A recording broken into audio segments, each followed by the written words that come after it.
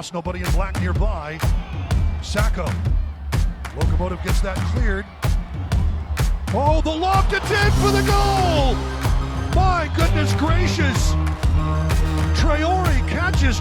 I see it going to the direction of the goal. I was like, please, just get it. All right, welcome to the B Show, Mohamed. Thank you for being here. Appreciate it. All right, thank you, man. Happy to be here. Happy to be on the B Show. Awesome. Let's get it. I appreciate it. All right, so first question, I got to dive right into the goal that you scored this last weekend against El Paso.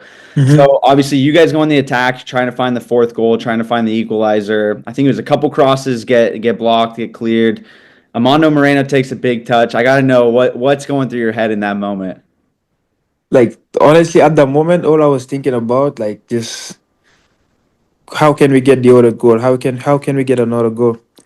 And then, obviously, one of my teammates shot the ball, and then their striker got it. And then I see there's a loose ball. He took a bad touch, and to be honest, I don't know. On my mind, I just had one thing, like something. I was just thinking one thing, just strike the ball. I don't know where it was going, but I see it going to the direction of the goal.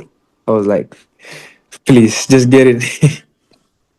That's And then awesome. yeah, that's how it goes. And then I'm happy to score that goal and help to get the point on the road. Yeah, I watched it back a number of times, Mo. I'm not gonna lie, and I know as a striker myself, like I've definitely been in moments where center backs have put their foot through a ball after I've taken a bad touch to kind of send a message a bit like, don't come in it's not Yeah. gonna be easy for you. Obviously, it was late in the game in that moment, but so I watched back a couple times wondering if you were just trying to put your foot through it to kind of send a message to the striker or if you were putting your foot through it to really go for goal. So was it something you were going for goal or just kind of stepping in to clear the ball in that moment? Uh, I would say it's a little bit of both because honestly, like the keeper was obviously out from my teammates like first shot, and then the guy took bad touch, and I was the last defender. So on my mind, this thing just like strike the ball. So if he came there, I will of course send a message, but I'm happy it turns out to be a goal. So Yeah, it was I mean, and what a goal to tie the game 4-4 in that fashion. It was just an unbelievable goal. Congrats to you. That was a special moment. I know you've scored a couple. I think that was your third professional goal. yeah. Las Vegas Lights. That's got to be obviously up there for one of the best goals you've scored in Oh, your life, huh? of course, this is of course one to remember for a lifetime, I guess.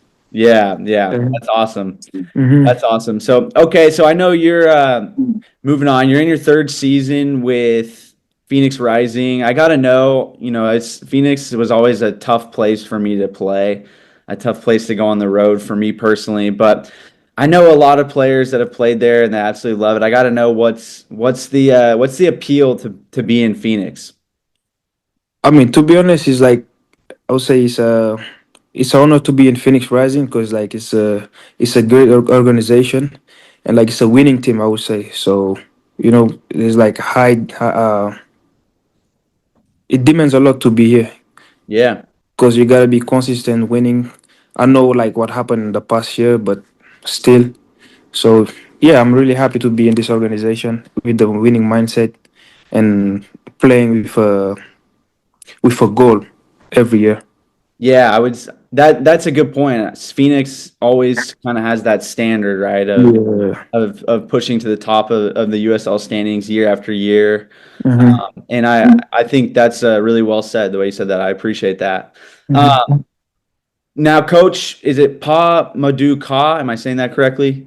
Yeah. Yes, no, I know he's in his first year. Just curious what kind of environment. I know some of the interviews I've listened to, he's a very passionate guy. He desires a lot, but I just want to kind of know what sort of environment has he laid out since he started in preseason?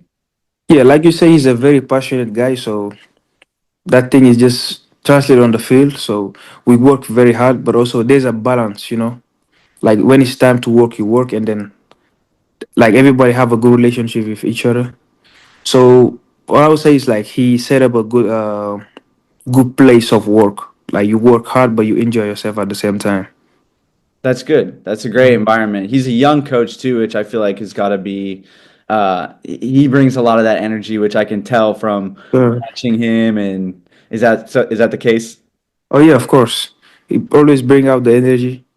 Always pushing you to be the best version of yourself. Always, always. So that's a good thing.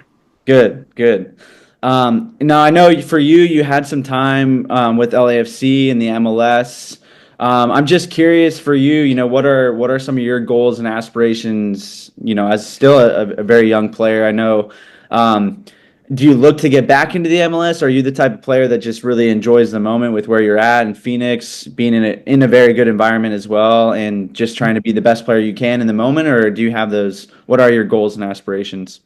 I mean, my goals, like every other player, you always want to go high, high every year.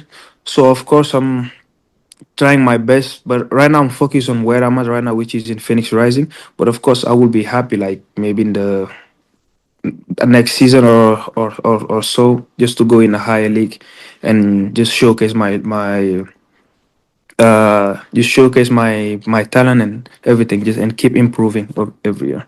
Yeah. What was the one thing you took away from your time around LAFC that you keep with you as you're trying to get back and move up into the next level as well? I would say it's it being in LFC was a great learning process, to be honest, because like I've worked alongside with great players, great names, so you always see how we say how they take care of themselves like in a day-to-day base. So, and also patience. Like I've learned a lot about how being patient is as a young player in every league you go. And yeah, I learned a lot in the game. I think that thing is helping me improving like every year, every season. So Yeah. What do you mean by patience? Like patience for your opportunity or the patience in the way that you play the game, or what do you mean exactly by patience? I think patience in every way. Like patience is like getting your opportunity. Patience is the way you play, and like before you sign, and also you just think you can play soccer, but there's a lot of details into the game. So, and I'm really happy I went to that place first because I've learned a lot, like a lot of details about that I didn't know, which helped me a lot growing as a player and as a young player too. So. That's good. That's good. You seem like a smart guy, and when you're in the MLS, that was the same from my experience, right? The window, sometimes it's so short, and maybe you're not as prepared as you hope, but those you take things and you learn from those experiences that are going to help you, as they have in Phoenix. Obviously, you've True. established yourself as a Mhm. very strong player on the back line. Who is the best?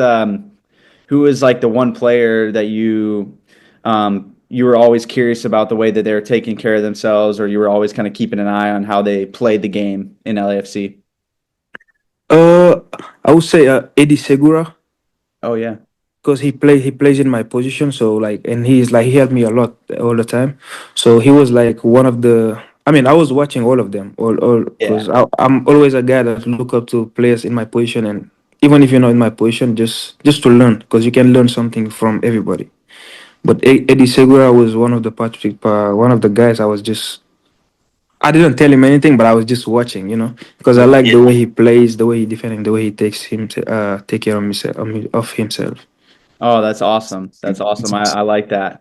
Mhm. Um, Lastly, I have to know, obviously the news of the USL owners voting promotion relegation. I'm just kind of curious. You can either talk personally about your own opinion, or I'm sure there was a lot of chatter in the locker room. Kind of curious what the state, what sort of the gossip was in the locker room from the players.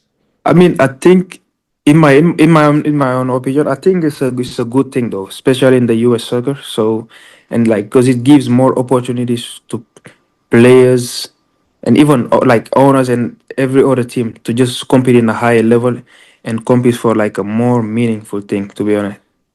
So I think it's gonna help a lot the US soccer. I agree. I agree. That's a great take.